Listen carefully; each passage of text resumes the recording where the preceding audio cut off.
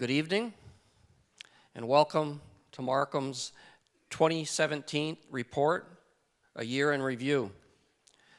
My name is Andy Taylor, and I'm the Chief Administrative Officer here at the City of Markham. Give you a little intro what tonight is all about. Our report tonight will focus on the city's achievements related to our strategic plan.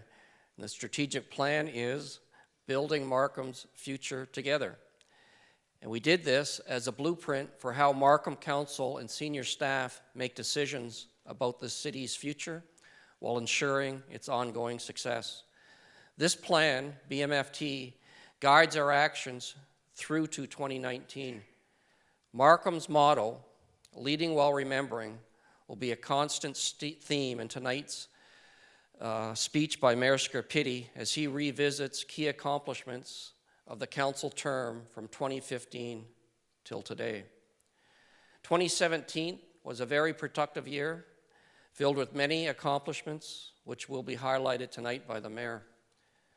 And after the mayor's presentation, please join us again in the Great Hall for more reception and more information in the fair and the booths you saw out there to learn more about the initiatives Markham is undertaking. Now, before I introduce Mayor Scarpitti, I'd just like to introduce Lars Henriksson, the Honorary Consul General for the Consulate of Sweden. Lars, where are you? There you are. Welcome. So it's my pleasure now to introduce Mayor Frank Scarpitti. Mr. Mayor.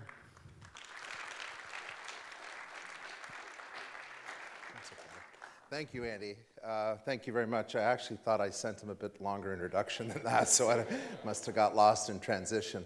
I just want to say thank you to all of you for coming out tonight.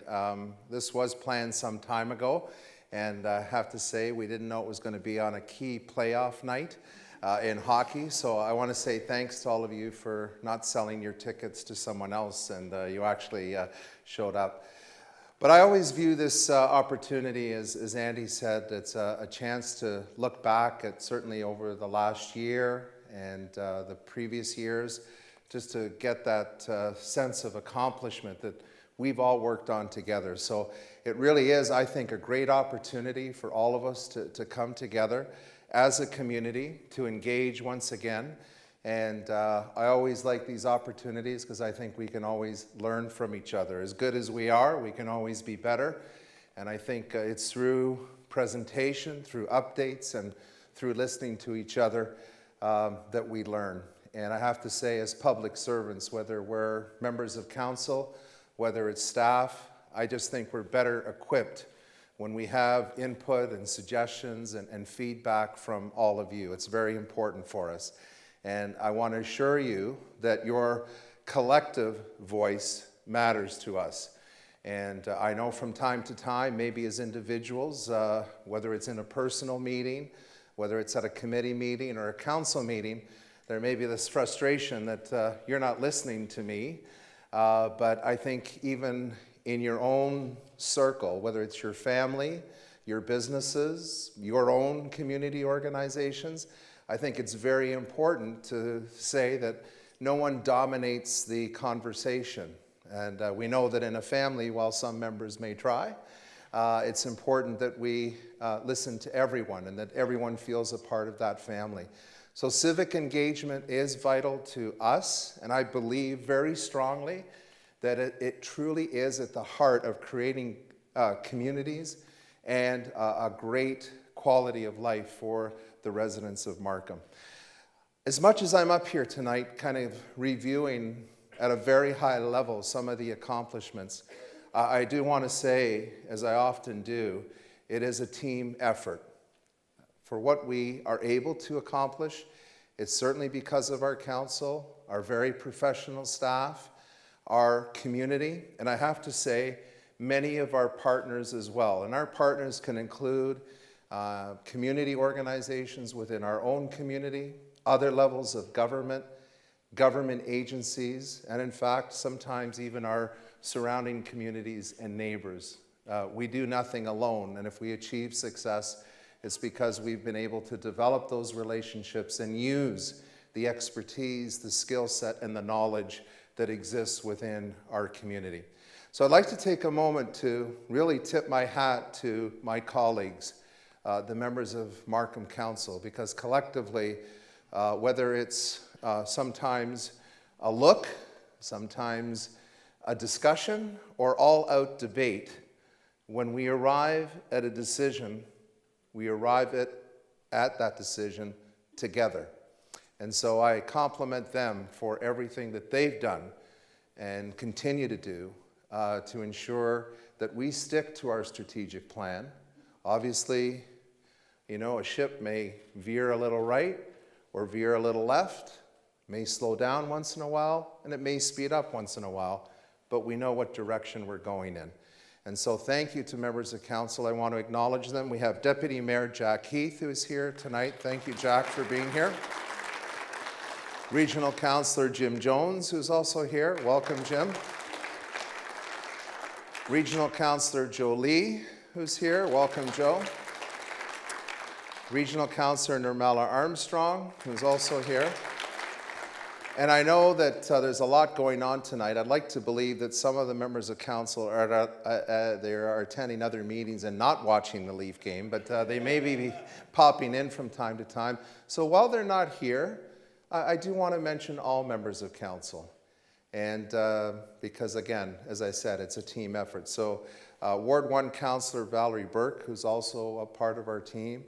Ward 2 Councillor Alan Ho, who's here. Welcome, Alan. Thank you very much for being here. Ward 3 Councillor Don Hamilton, who's also here. Ward 4 Councillor Karen Ray is part of our team. Ward 5 Councillor Colin Campbell. Ward 6 Councillor Amanda Colucci. Ward 7 Councillor Logan Kanapathy, who's here. Welcome, Logan. And Ward 8 Councillor Alex Chu, who's also here. Welcome, Alex. I often say too, and anyone that's heard this part of my speech before, I don't mind being repetitive on it. We are government, and we don't make a profit at the end of the year. But I have to say, I believe our organization is as entrepreneurial, nimble, and as professional as any private sector organization out there. So I take great pride in that. It's a culture that has been developed here in the city of Markham. And I want to say that the person at the top, at a staff level, has a lot to do with that. And here in the city, we use technology. Again, we leverage partnerships, and we do listen to the staff who in each of the departments have that hands-on experience to be able to relay information to the rest of the organization as to how we can always do things better and hopefully reduce taxes or the tax burden for our residents and businesses. And so while he was up here, I do want to acknowledge him once again and thank him very much for his leadership as the Chief Administrative Officer of this organization, Andy Taylor. So Andy, thank you very much for the great work. Now I think Andy would admit he doesn't do it alone either. And he's got a very capable senior staff that works with him certainly more closely on a day-to-day basis. And I want to thank them. And you know, I chuckle a little bit because as a society, I think we always have to do more. But we actually achieved gender equality quite a number of years ago. And I want to say I'm very proud of the team that we have, both the mix and the diversity of knowledge and skill set that comes to our table. Our Commissioner of Community Services, really who looks after everything from the sewers to the art galleries and everything in between when it comes to infrastructure. Sorry to put it that way, but it's a lot that we do, and our recreational centers. But our Commissioner of Community Services, Brenda Lebrex, I thank you for your service. And assure that we've got a good financial plan and the money's put in the right accounts, and also that we have a strategy moving forward, and that we have IT that works so well. to serve our customers, and everything from the agendas to the bylaws and everything else in between. We rely on our corporate commissioner, Trinella Kane, who's here, Corporate Services. And we have just filled a position that became vacant. Jim Baird just recently retired from our organization, who was the Commissioner of Development Services. And while we've been on a search for a replacement, again, our very capable staff just jumped into that role. And I don't know if Jim would be happy or not, but it seemed like we didn't miss a beat after he left. I don't know what that says. I think it says more about the fact of how capable our staff is. And I do want to acknowledge our acting Commissioner of Development Services, Brian Lee, who's also here tonight. So Brian. And I'm not sure if he was able to make it, but that role has actually been shared over the past several months. And he's permanently our Director of Planning, but again, it was a role that both these gentlemen filled in for, Bijou Karambanchari. So Bijou, thank you very much to you. And where would we be without lawyers? This is not a joke, okay? It's a real question, and we're very proud of the legal team that we have here. And again, someone that we rely on, because as you can appreciate in an organization like ours, there's a lot of legalities to consider. And we get very good advice from our city solicitor, Catherine Conrad. So Catherine, thank you to you. Now, I could go on with some other staff, but I just want to mention two other staff because they're actually embodied in the Municipal Act. I guess we could get rid of Andy and the rest of you anytime, but these two are entrenched in the Municipal Act. And again, we are well served. I call them the walking encyclopedia, but our treasurer, Joel Lustig, is also here. Joel, thank you for your years of service. And also to our clerk, again, who has to ensure that not only do we have proper agendas and proper notification for meetings and making sure that the corporate minutes are kept and the ability to go back. Sometimes it seems like a lifetime when something's a few months ago, but actually the reality is we have to go back several years sometimes, and there's a lot of provincial legislation that she ensures we adhere to and adhere to properly. Our clerk, Kimberly Kitteringham. So thank you, Kimberly. So I was wound up just prior to coming on, and now we're going to go. And really, truly, this is an update on our strategic plan called Building Markham's Future Together, and really how that plan has guided and led us to the major accomplishments, not only this past year, but over the past few years. And the plan calls on four key strategic areas: exceptional services by exceptional people, engaged, diverse, and thriving city, safe and sustainable community, and the stewardship of money and resources. And I'm going to touch on each of these areas and to really kind of relate what we've achieved back to these four key areas of our strategic plan. Well, there's no doubt, I think we all know now, we live in a digital world. And our digital strategy leverages emerging technologies. And in a few years, our council envisions a frictionless city with seamlessly accessible and integrated services. I'm very proud of the fact that we are making progress and towards that goal. But I have to say, we also try to stay ahead of the curve, trying to be a smart city with what's available with us today. And we definitely have a plan of how we're going to improve that access for all of our customers, whether they're residents or businesses. Now, we know that in order to deliver the best service for residents, we need to make it easy and convenient for you, no matter what you do, no matter what your interests, to interact with our organization. That truly is where our digital strategy is going. But as a municipality, I can tell you that I'm very proud of the fact that today we have more than 85 online services and business tools, Everything from knowing where your snowplow is to paying your property taxes through e-billing. We were the first municipality to offer online voting.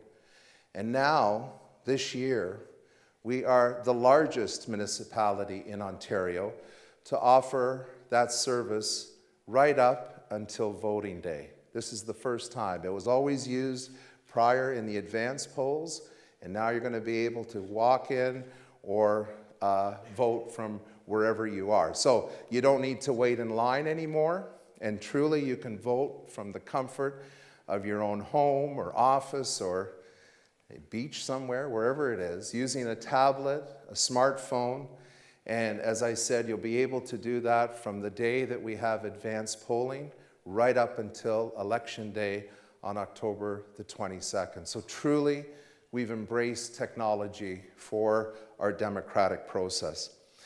Now, I have to tell you, when it comes to the federal government's Smart Cities Challenge, we're all in. And I want to thank many of you that are in this room and others that couldn't be here tonight for the way that you jumped on board, because we had to react rather quickly. You know, sometimes we hear about these programs and wait and wait and wait, and then finally we get how the program's going to work, and guess what? We have very little time to respond. But I really say thank you to all of you that came to our open sessions, because it was through your input, your desires, again, collectively, a collective voice, that we came up with some fantastic ideas for the Smart Cities Challenge, and we hope to come out after April the 25th and give you an update of where things stand. So our city continues to see tremendous economic growth in our community, and we're also ensuring that our communities, as that economic growth happens, are being strengthened. And I have to say that we're extremely proud as a council and as an organization that in less than 10 years, we've been able to open 2 major community centers and a world-class sports facility that is second to none. That's something that has never, ever happened in the history of Markham. And I thank the previous council and this council and our staff for making it happen. Now, I want to start with the brand new Ani Community Center and Library.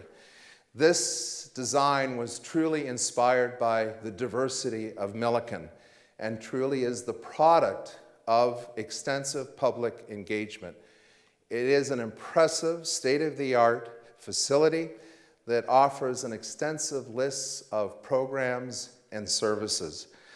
A triple gymnasium, a teaching kitchen, an indoor playground, a multi-sensory room for kids with autism and individuals with dementia, a maker space and studio in the library, and that's just to name a few. As much as we're going to have a grand opening later this year, don't wait till then to walk through the doors of the Ani Community Center, get down there, begin to enjoy this incredible facility.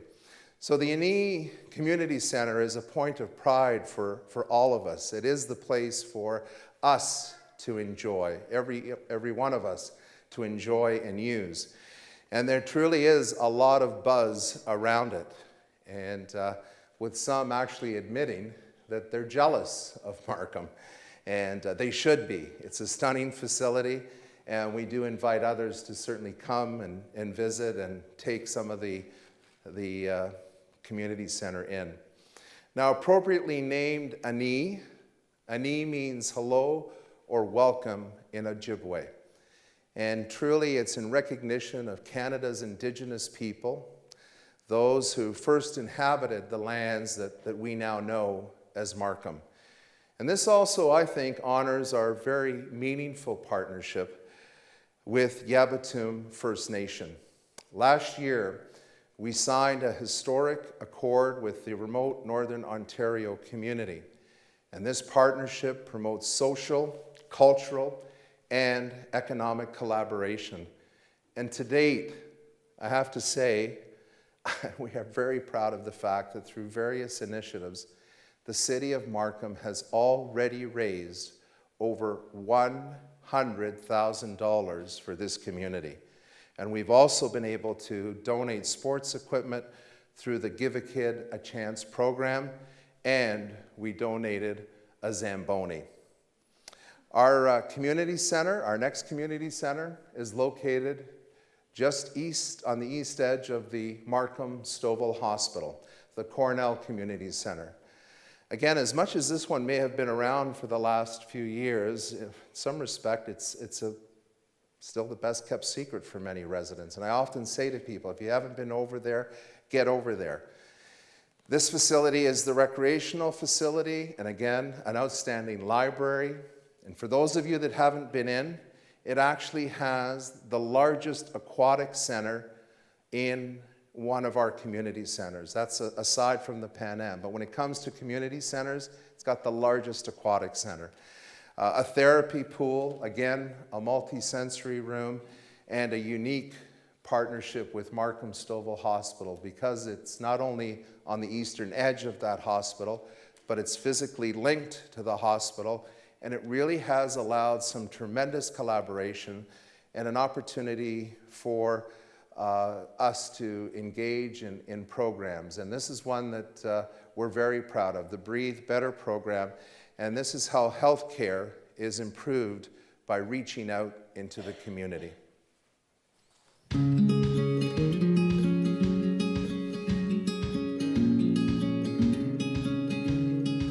My dad is living with me, and before he started this program, he was very easily short of breath. He couldn't walk long distances. He was also afraid to do it. So when he started here, first day, he did a short distance walking.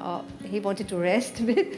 And then gradually, after a few weeks, he followed the others. With the whole group, he tried to take their example. It encouraged him, it gave him some motivation, and it made him also stronger. So now his short of breath is gone away, he's walking long distances, he's much happier. It's a program that we have with the partnership of the City of Markham based at the Cornell Community Center in the fitness center.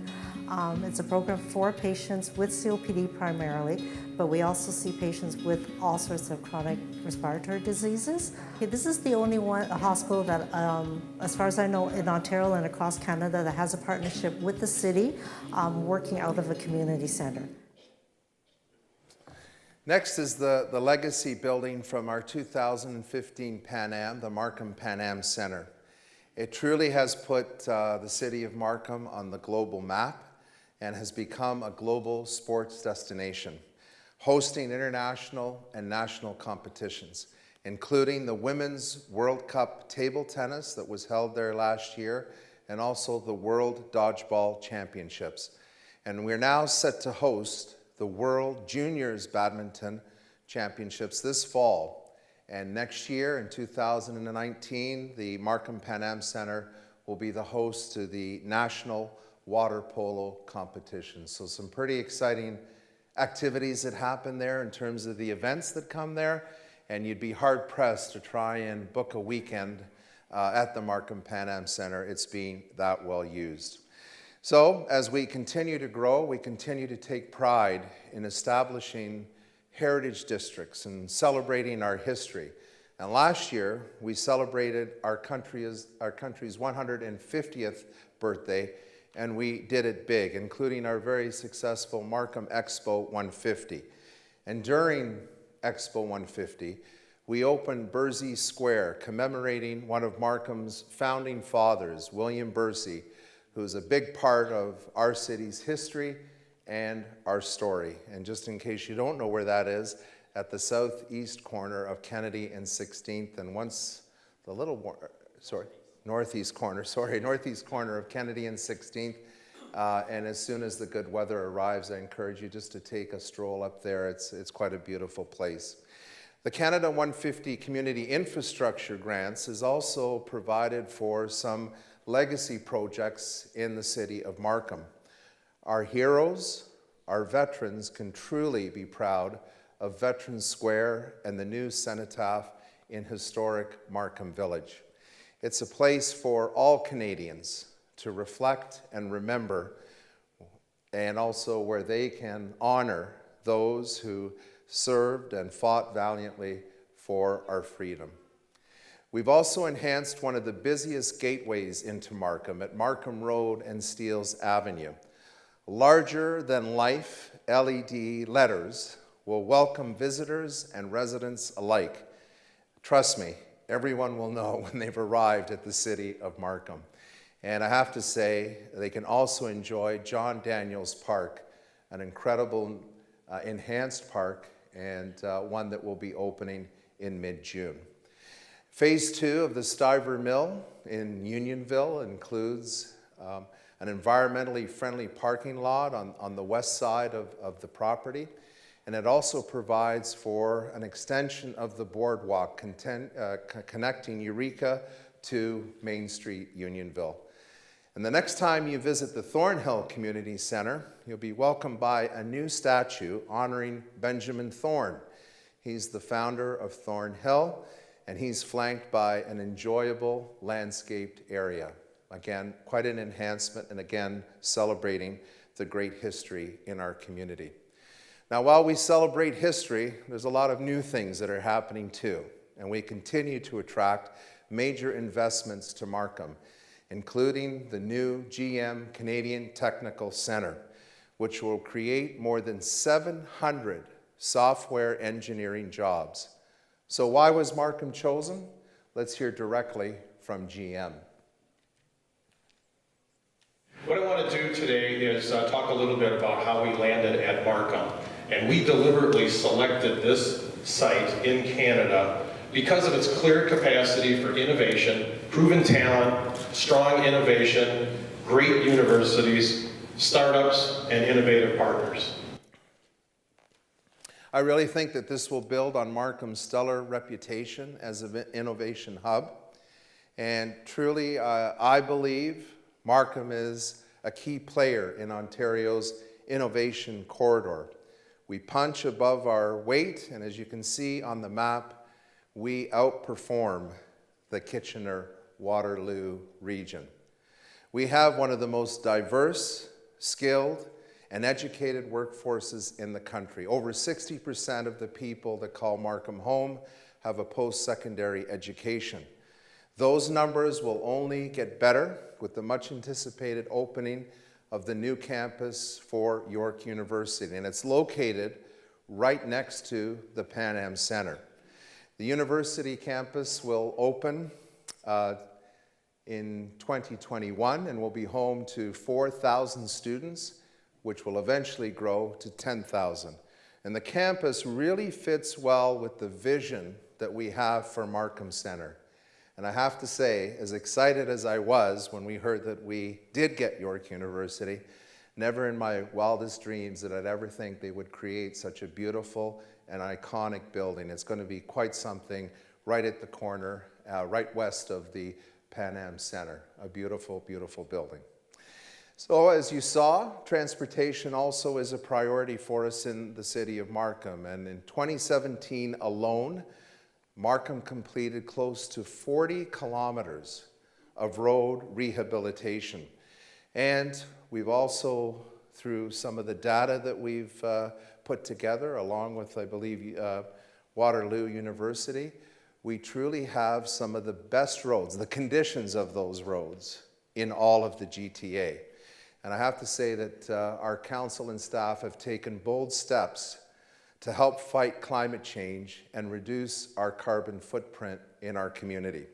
We recently unveiled the Electra Drive for the Workplace pilot project. It's an innovative EV charging station program located right here at the city of Markham, and when you leave tonight, you'll see them in the northwest part of the property with the little lights there. It's always fascinating to see how many cars are hooked up. But really, this is the first of its kind in all of Canada. It's a fully integrated end-to-end system, and it will test the impact of daytime charging on Ontario's electricity grid and support the province's goal of increasing electric vehicle sales by 5% by the year 2020. The charging stations are powered by Aviva Insurance, located here in Markham, who have generously covered the cost of electricity. Now, we have set a very ambitious goal of being a net zero community by 2050. And I'm very proud to say that the City of Markham has one of the largest municipally hosted rooftop solar portfolios in the whole province of Ontario. What's great for the province is it produces 1.83 megawatts on 9 buildings. What's great for us in the City of Markham and taxpayers, it produces about $300,000 worth of annual income. And it produces enough power to power 245 average size homes. So it's quite impressive. We've also been able to convert more than 12,000 streetlights to LED, creating less of a burden on our tax bill and better visibility for commuters. And hopefully you've noticed the difference on those streets where those LED lights have been installed. When you combine everything that we do, and that's just a very high level, but when you combine everything that we've done as an organization and as a community, we've been able to reduce our greenhouse gas intensity by 6.9%. That's like taking 110 cars off the road permanently. And we're very proud that we have planted more than 385,000 trees in our community, thanks to schools, to community groups, to our businesses who lend us their employees to go out and plant these trees. You know, that's a tree, more than one tree per resident in the City of Markham. And I think you really should give yourselves a round of applause because it's an outstanding achievement. And there's another area that you don't have to, but clap for yourself, feel proud, because as a community, we've been able to achieve over 80% in our waste diversion. That's the highest in the country. And a big part of that success is because of you, because of what you do every week. Our residents who have embraced our green initiatives have liked everything that we've done and continue to ask for more. And so they like our new textile recycling program. We are the first jurisdiction in Canada to ban textiles from our curbside collection. And now it serves as a model for other communities to learn from. And I have to say, there's a lot of interest in our overall recycling program, but in particular, our textile recycling program. And all the guys have been able to get rid of their t-shirts that they've kept far too long. But anyways, we've made significant progress as well on our flood protection program. And for those of you that aren't as familiar with this, again, I think we've shown tremendous leadership as a community. It's a 30-year program, $234 million program, which demonstrates our commitment to protecting the natural environment and building a safe and sustainable community.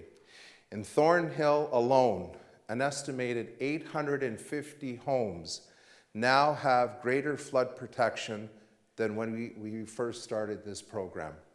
The Don Mills Channel Flood Control Facility near Woodbine and Steeles is planned for construction by 2022.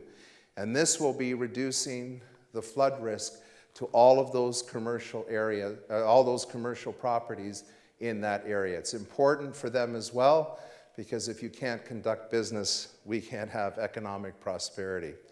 And I'm very proud of the fact that our council and the fact that actually our staff were able to advance studies that are going to be required to improve flood protection in Markham Village and in Unionville Village.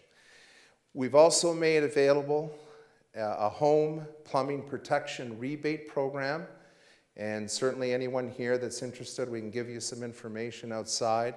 And this provides some financial assistance to those who take their own steps to reduce basement flooding risks in their properties.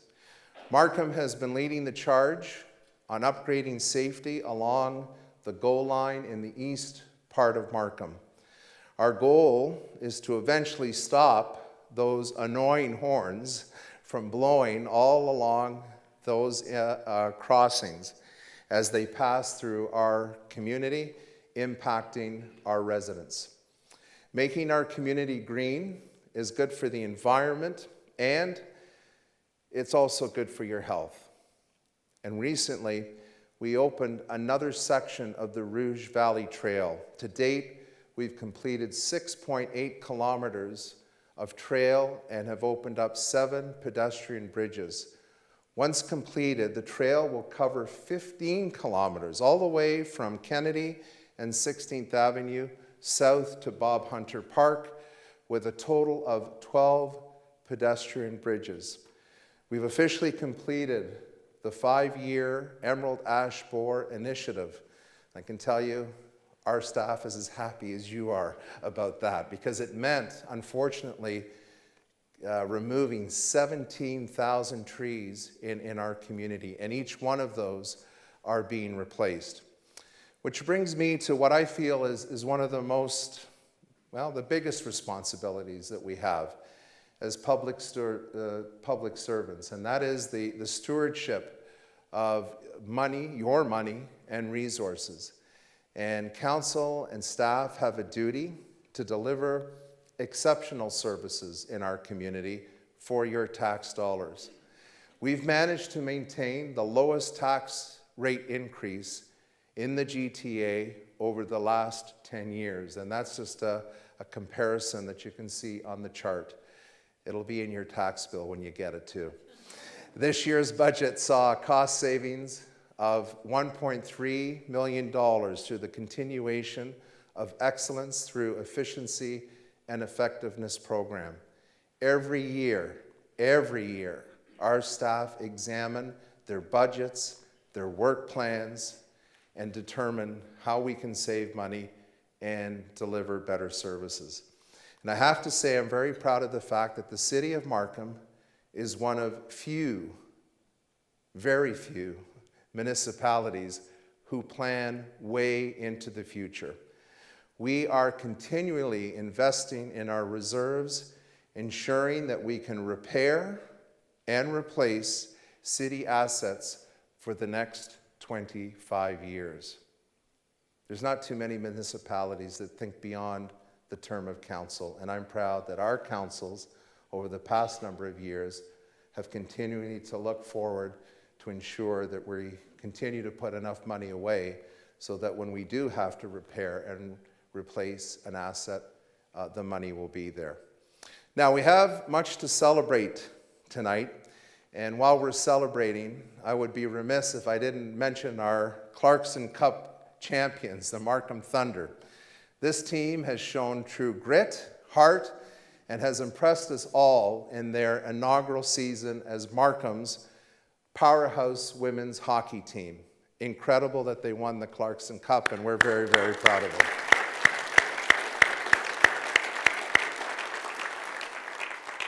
I think what they demonstrate is something that's true about Markham. We're very strong as a community. Our spirit is strong. And I think we demonstrated that once again last night when we came together to stand together. And we stand together in solidarity with Humboldt.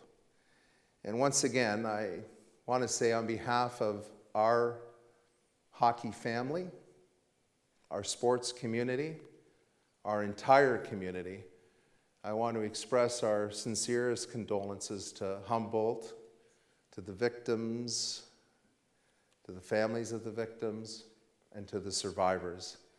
It was, I think, an amazing experience last night, not only in supporting Humboldt, but supporting those that are involved in hockey and have shared many of the experiences that other hockey organizations have experienced across the country.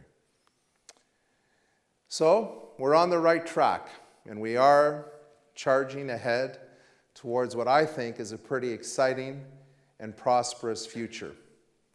And I want to say once again, a big thank you to all of you. Tonight, gives you a chance to see how all of us have worked together. Individuals who've come forward to give of their time, advisory committees that we have as a city that meet almost on a monthly basis, having input to programs and services, to our partners in the community, to the many organizations that continue to organize festivals and events in our community. All of you have made an incredible contribution and are making a difference in creating a community that we can all be proud of to call home. Building Markham's future together is our city's strategic plan and is the blueprint for how council and senior staff will make thoughtful decisions about Markham's future in order to ensure its continued success. Our award-winning strategic plan consists of 4 goals that will guide Markham's economic and community development through to 2019. Let's take a look at some of our achievements from this past year. It is with great pride that the City of Markham celebrated Ontario's and Canada's 150th birthdays in 2017. We showed our pride throughout the year by hosting exciting events and activities for all members of the community and visitors to enjoy. In honor of Canada 150, we also invested in 4 legacy infrastructure projects that will have lasting positive effects on our community. In Markham, we are proud of our employees and the innovative services they deliver, and we are always looking for opportunities to improve. In our strategic plan, one of our 4 goals is exceptional services by exceptional people. Our management systems will empower and inspire our employees to be champions of excellence. Here's how we're reaching this goal. In 2017, the City of Markham launched e-billing, allowing residents and business owners to receive and pay their property tax bills online. This allows users to pay anywhere, anytime, while helping reduce the city's carbon footprint and stabilizing postage costs. We also launched ePlan, a new easy-to-use system offering paperless drawing submission, review, and approvals for site plan applications and building permits. Since opening its doors, the Markham Pan Am Centre continues to be a leading sport event destination in Canada, hosting elite competitions. In 2017, 110 sport events were hosted, including World Dodgeball Federation's World Dodgeball Championship, Panda Cup International Table Tennis Tournament, and International Table Tennis Federation's Women's Table Tennis World Cup. Markham is proud to be Canada's most diverse city. In our strategic plan, one of our 4 goals is to continue strengthening our community by fostering and embracing an engaged, diverse, and thriving city, where a strong economy and a livable, caring, and interconnected community is our focus. Here's how we're reaching this goal. In 2017, Markham Public Library launched the city's first toy library, lending educational toys to support children's school readiness and early literacy development at home. Markham's award-winning libraries also launched the online 3D printer e-learning certification course, the first of its kind in North America public libraries. Older adults are Markham's fastest-growing population. The city recently developed an older adult strategy to help them stay active, healthy, and engaged in our community. We are committed to building an age-friendly community that ensures our residents have access to opportunities and services that increase their quality of life. In 2017, the city celebrated the 20th anniversary of the Varley Art Gallery of Markham. This included the Rouge, Varley Gala, an evening celebrating Canadian art, featuring renowned Canadian musician Jim Cuddy, live and silent auctions, raffles, and more, all benefiting arts and culture in the community. In our strategic plan, one of our 4 goals is to create and maintain a safe and sustainable community. We will protect the public, and we will respect the natural environments through excellence in sustainable planning, infrastructure management, and specialized programs. Here's how we're reaching this goal. As a growing community, Markham still has lands reserved for future development. Markham is home to over 350,000 people and will grow by another 40,000 people by 2031. Growth will happen in North Markham and will be a state-of-the-art, smart, sustainable community. Markham also continues to create new public spaces for residents to enjoy. Last year, we opened 14 parks across the city of Markham, totaling over 24 acres, which is the equivalent of over 17 football fields. In 2017, we continued to invest in our road network, getting you where you need to be. This included the maintenance of 39 kilometers of roads, 26 kilometers of pavement preservation, and 13 kilometers of road rehabilitation. Markham has a strong tradition of respecting the taxpayer's dollar. In our strategic plan, one of our 4 goals is to ensure stewardship of money and resources. The city will demonstrate sound, transparent, and responsible financial management while ensuring efficient and effective service delivery to residents and businesses. Here's how we're reaching this goal. Markham's 9-year cumulative tax rate increase of 13.89% is the lowest among 27 municipalities in the GTA, while maintaining existing service levels. This translates into an average annual tax rate increase of 1.54% per year. Life Cycle Reserve. The City of Markham also continues to be a leader in fiscal management. We've ensured there are sufficient funds in the Life Cycle Reserve for the next 25 years to replace infrastructure as it's needed. The city also received provincial and federal clean water and wastewater fund grants totaling $14.2 million for water main rehabilitation and the implementation of the West Thornhill Phase 2B flood control program. In 2017, the City of Markham received 5 awards for its outstanding accomplishments in sustainability and finance. Hand in hand, our elected officials and city staff continue to make Markham a model for other communities to follow by producing excellent results. To learn more about Markham's 4-year strategic plan, visit markham.ca/strategic plan.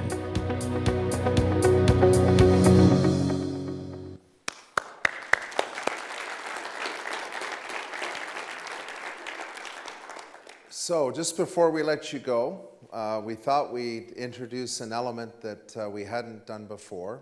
And don't put up the first question yet. We reached out through social media to ask our residents and businesses if they had a question to ask. And the first one, I'm going to paraphrase, because I think it remains the top issue for many residents and businesses, and I'll say in almost every corner of the city of Markham. A number of residents asked questions about traffic, gridlock, transportation, road improvements, and transit infrastructure. And everything from happy about some of the things that are out there, when is more coming, and what are we going to do about the gridlock that we face as a community. Now, I'm not going to take a whole lot of time, but I want to summarize in this way. I think you can appreciate that when it comes to transportation, it is actually a multi-jurisdictional, multi-level responsibility. And that is not only a frustration for residents and businesses sometimes, but it's also a frustration for us. I wish we had the ability and some of the revenue tools that we need to advance some of the transportation network that we need out there. But I'll say a couple of things. Where the city of Markham has been in direct control of projects and a process, I'm very proud of the fact that we've been able to advance the road network in our community. Projects like Roddick Road, projects like the Birchmount Bridge, the Birchmount Underpass, the Verdale Bridge that was just opened up, the improvements on Markham Main Street, south of Highway 7, all the way down to the 407. And I also want to say where maybe it was the responsibility of other levels of government to do certain things, that the City of Markham has played a lead role. We have Woodbine Bypass in our community. It's actually been there for a number of years. I can say that if it wasn't for our council and our staff taking a lead role, that road would actually not be built even today in the plan that was forecasted. But because we brought together landowners, because our staff advanced the work, they led the process, we were able to advance that major piece of infrastructure in our community. And so that's one example, along with maybe some of the overpasses that you're currently seeing constructed over the 404, just at 404 and Highway 7. Right at Seneca, you're seeing an overpass between our community and the west side of 404. Again, that overpass and that piece of infrastructure wouldn't be there today had it not been for us taking a leadership role in ensuring that the overpass was there and also the ramp. You can see that construction that's happening when you come off that ramp off the 404 at Highway 7. There will be an extension road that will allow all of those commuters who typically have had to turn onto Highway 7 and clog Highway 7 only to turn left again and go north into that employment area will now be able to go north directly off the ramp. There's projects like Steeles Avenue. A lot of people say, when is the work going to be done on Steeles Avenue? Well, the reality is that Steeles Avenue is in total control of the City of Toronto. Again, though, through our work here and actually through our work at the region, we were able to convince Toronto to work with us and do an environmental assessment. We actually got an environmental assessment approved that will see Steeles Avenue widened to 6 lanes from Highway 48 west to improve that whole interaction between the north side and the south side. That is currently, again, though, in control of the City of Toronto, and they're at about 30% of design of Steeles. And by the beginning of next year, hopefully the design will be completed and we'll be able to go out to tender. And currently, right now, the City of Toronto is undergoing an environmental assessment for the widening and improvements and the grade separation just west of Kennedy Road and Steeles. Again, we're working with them and hopefully trying to advance that project. I also have to say that as a community, and not that I want to dwell on this, but we are paying the price of some past decisions. A number of years ago, the region was conducting environmental assessments in our community to widen McCowan, to widen Kennedy Road, to widen 16th Avenue, to widen Bayview. And at that time, the mayor and council actually asked the region of York to stop that work, knowing full well that we were a community that was going to continue to grow. Never mind the new lands that you heard about in the video, that's the current expansion. We're talking about all the new communities that maybe some of you live in today, Bursey, Wismar, Cornell. So through some efforts at the region, I made it very clear to the region that we needed to initiate those environmental assessment processes again. And now finally that work is being done, because the roads will never be improved if we don't complete the environmental assessment work. We've also, I think, been very strong advocates on the improvement of public transit. As chair of the York Region Rapid Transit Board, and Regional Councillor Jones and I spent a few hours there today, once again, you're seeing the plan and the investment of Viva Transit along Highway 7. And when we first went out with that project, people asked us, what are you doing? Why are you building this bus rapid transit system in the middle of Highway 7? Who is going to wait for a bus in the middle of Highway 7? Well, guess what? We transformed Highway 7. It actually was named the #1 road in North America a few years ago by an industry magazine because of the improvements that we made. And now today we have a bus rapid transit system not only in Markham, but is being extended all the way out to the west end of York Region. And we hope with additional funding, we'll be able to extend it in Markham all the way out to Markham Stouffville Hospital. This year, we'll be breaking ground on a new transit terminal in a matter of a few weeks, the Cornell bus terminal. We're going to break ground there, and again, improving the ability for people to take public transit. Finally, last year, although we've been advocating for decades, finally last year, the city of Markham, a population of now over 360,000 people, finally got all-day GO service to our community, something we've been advocating for decades. And over the next 5 years, through either electrification or other technology, the province will continue to add trains so that we have a train coming in and out of the Unionville GO station every 15 minutes. By doing that, you actually have the capacity of a subway system. So that is going to be happening in our community. And I don't think I need to remind this community, but I will because this question gets asked. We're very strong advocates. We beat the drum. We take every opportunity we can to advance the construction of the Yonge subway all the way up to Highway 7. And so there's been some, I'll say, good news, because the federal and provincial governments collectively have given us $90 million to start the design of the Yonge subway north to Highway 7, but that's just the start of the design.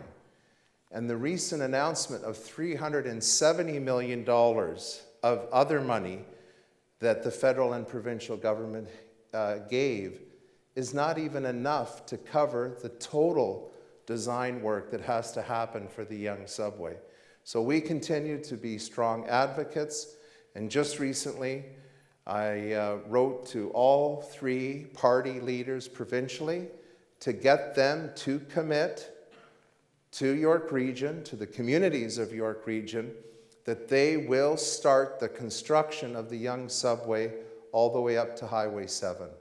We can't afford to let another term of provincial government go by without putting a shovel in the ground and getting that system built. And so I could go on about the things that we've done, the improvements that are imminent, but I think some of the traffic and the gridlock that we face is an indication of how prosperous and how successful we've also been as a community. And there's no doubt that we need to improve and increase the commuters that take public transit. Back in 2011, I think we were at about 7% of the ridership was taking public transit.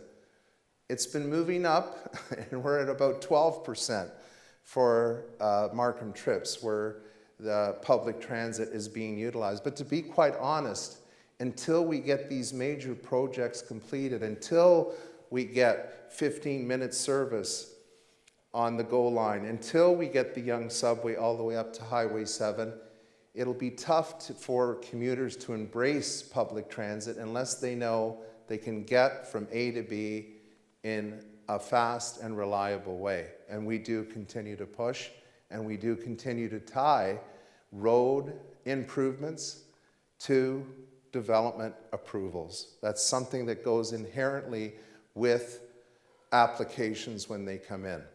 And that will be the same with the whole expansion area in the future urban area as well. We can talk about more during the break, if you will, outside. I now want to get to our next question. And we had a few questions on that topic, so that's why I paraphrased. The next question is, hi, Mayor Scarpitti.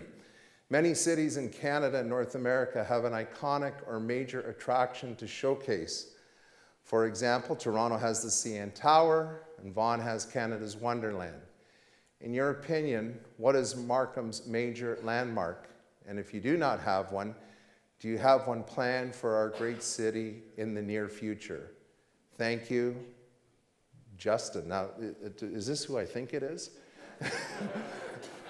Anyway, we'll find out later. But, well, look, I'm not going to shy away from it because I didn't shy away from you too. I think everyone knows I was trying to get a very iconic building and destination here in the city of Markham, a 20,000-seat arena that could have been used for sporting and cultural events. And many of the things that other organizations said was going to happen did happen. And that aside, I can tell you that while we didn't get that, I think we continue. You know, for me, it's not about any one project. It's about the building blocks. It's about adding new things to our community that draws people into our community. So York University, while not built, I think is something that will draw people to our community. Bright minds will come to our community. We also have cultural attractions. The Cathedral of Transfiguration, the time it was built, it was like a $60 to $70 million facility back then. It's about to open its doors. And again, it's a draw. We have the Coptic Cathedral down at Warden and Highway 7. And with the plans that will be happening around that cathedral, with a museum, with some housing, again, will be a draw.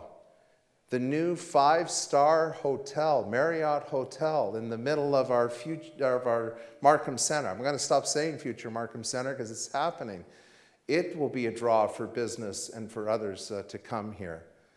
The Angus Glen Golf Course, again, continues to attract events. Our own Markham Pan Am Centre. And will we get a big Rouge National Park? Sorry, that was on the list too. Rouge National Park, which we've played a large role. And again, it's getting developed with trails and the ability for people to come from the rest of the GTA and enjoy. And I have to tell you, our restaurants attract people from other parts of North America. People come here. We have the original Peking Duck restaurant that opened up in the city of Markham that people try to get a reservation in there. People are coming from all over the GTA and other parts of southern Ontario and actually other parts of the states to come up. So yeah, you know what, as we continue to work, we have other ideas that people have brought forward, members of council, about what we could attract here that would bring more tourists. We have our historic areas like Main Street, Unionville, and Markham Main Street, beautiful areas that people can enjoy. And I'll have to tell you, I would say about every 6 to 8 months, people come knocking on our door. And sometimes they fit, and sometimes they don't, and sometimes they're not as prepared. But there is a lot of interest to develop a major facility, whether it's sporting or cultural facility in our community. There isn't a year, but I can tell you about every 6 or 8 months that someone doesn't come knocking on our door and say, would Markham be interested in this? If we can put the right group of people together, would you be interested in this? And I think we'll continue to work at that, but we have a great foundation within our community. Sorry, I got to get to the last question. I think your partnership with First Nations community is a great thing. How do you foresee this partnership evolving in the next 5 to 10 years, and what positive impacts will it have? And that comes from Linda. Well, first of all, when we signed this partnership, one of the things that we said was that we wanted both communities to benefit from this partnership. And I have to say, it's an opportunity for us to further the national conversation on reconciliation, an ability to have a positive impact by getting to know each other, reaching out, understanding the challenges that Indigenous communities face. And as you heard, our community has already raised over $100,000, lots of sports equipment that has gone up to Yabatum, and the Zamboni that we were able to donate as well. But as we move forward, and also too, I'm very proud, Catherine Biss just had to step out of the room, but we have already extended to the youth in Yabatum the ability to access our online resources. And there's some challenges with the internet, but that's getting better. But again, that valuable resource is available to the youth in our community. So they face challenges. Young people in that community can only go to grade 9. That's the physical capacity they have for high school. And then they have to leave the community to complete high school. We're hoping through our own network, partnerships, that maybe we might be able to help out with the expansion of their facilities so that kids can actually stay in the community. There's been interests by various parties to sort of be a partner of ours in the partnership with Yabatum to potentially provide more housing in their community. We talk about the lack of housing in the GTA. Let me tell you something. In some of the homes in Yabatum, there's so many people in a household, they actually have to take turns to sleep. There isn't enough homes in there to accommodate the current population. So I'm hoping through best practices, our knowledge as a municipality, a leading municipality, will be able to help them out, at least provide some knowledge and resources to improve their living conditions. But I have always seen this partnership, we talk about social, economic, and cultural. And on the social level, it really was about getting benefits for both communities and the ability for all of us to understand each other. So with that, I'm not going to take questions right now, because if we do that, I know there's about 20 other hands that will go up. But I'm going to be here, our council is going to be here, our senior staff are going to be here. And at this point, I would like to invite up our council to, I think this is why you all came, I'm not sure. There's cake here for everybody. But we're just going to come up, and actually anyone that wishes to, please join this section right over here, because we'd like to take a group shot of everyone that's here. And again, on behalf of our council and our staff, thanks to all of you, because I see a lot of faces in this room that have contributed to the success of Markham. And I know we've got more work to do. I know there's more challenges to face, but I know together we're going to continue to be successful. So thank you very much to all of you.